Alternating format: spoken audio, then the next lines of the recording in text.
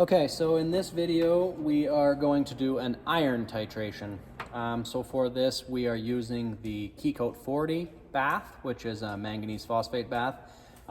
For this video, the iron level will actually be very low on this because this is a brand new bath that was made up in the lab. Essentially, there hasn't been any metal processed through it. So when you're doing this on site, you should expect that the amount of permanganate that gets added, it will be a little higher than what we'll see today, but the concept will be the same. So for this test, we are needing a syringe, 10 to 12 mil, Erlenmeyer flask, obviously the bath of chemical that you have, a 0.1 N potassium permanganate solution. You can buy this from WestChem, or you can find alternatives on the market. They often come in 0.179 or 0.2 N.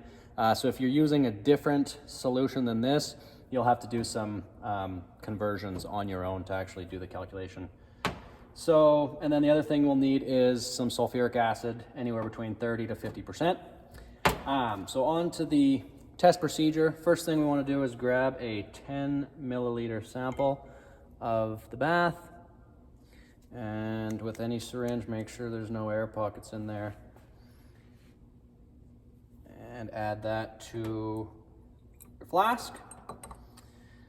And then we're adding anywhere between 5 and 10 milliliters of the sulfuric acid. So the key point with that is just to get it into a very acidic state for the test. So whether you add 5 mils or 10 mils, it really doesn't matter. For this, we will add 10 mils of solution as well.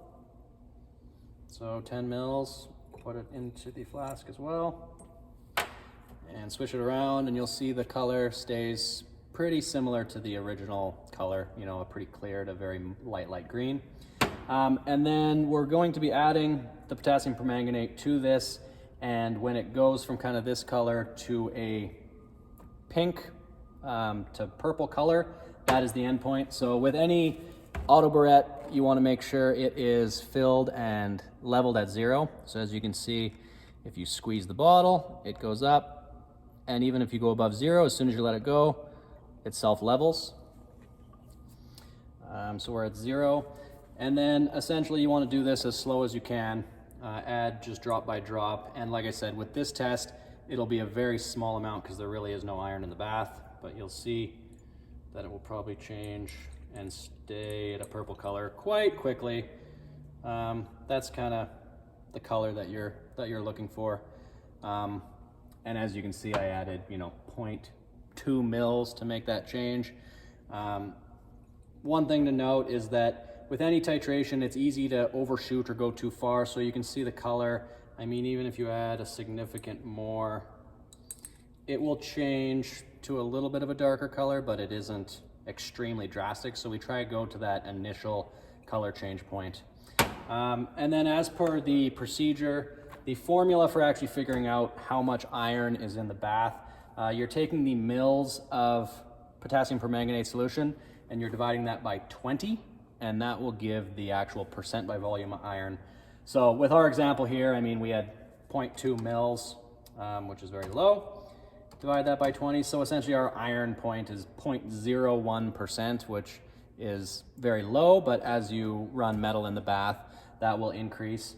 The big part about having iron in the bath is that you typically will generate more uniform and dense coatings when there is iron. So it's usually, you actually want to get more iron in the bath than having it too low. So typically you want to be at least 0.1% iron in the bath to kind of produce nice uniform coatings. So yeah, and there is a procedure for reducing the iron if it gets to a point where it's too high. But in all my years, I have yet to see this be a factor. So it's usually never trying to reduce iron. It's usually trying to keep the iron levels actually high enough and where they need to be. So I hope that was helpful, and thank you.